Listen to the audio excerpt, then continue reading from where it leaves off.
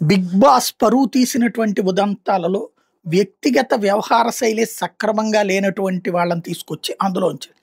అందులో ఒక మాధవి గావచ్చు, రెండవది పచ్చళ్ళ కి సంబంధించినటువంటి అమ్మాయి గావచ్చు. వాళ్ళ నుంచి ప్రపంచం ఏం నేర్చుకోవాలి?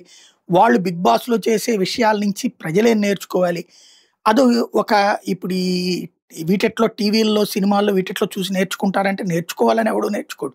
కానీ ఆ ప్రవర్తనని అబ్జార్బ్ చేసుకోవడం వల్లనే మనం చివరికి హీరో ఎంతమందిని పొడిచి చంపేసినా, హీరోయిన్ ఎంతమందిని ఎలా మోసం చేసినా తప్పేం లేదన్నటువంటి రూట్‌లో నడిచిపోతున్నటువంటి రోజులు. అది నిజ జీవితంలో మనకి ఇంపాక్ట్ అవుతుంది.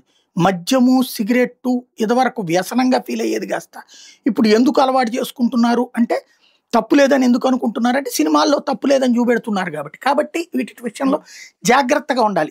సమాజాన్ని ఇన్‌ఫ్లూయెన్స్ చేసేటటువంటి వ్యవస్థలనమాట ఇవన్నీ. ఇప్పుడు అందులో నుంచి ఎట్టకేలకు ఆ పచ్చళ్ళ పాప అని అందరూ ప్రేమతో పిలిచారా, వెటకారంతో పిలిచారా తనని ఎలిమినేట్ చేసినటువంటి వ్యవహారం అయితే ఇప్పుడు కనబడుతోంది.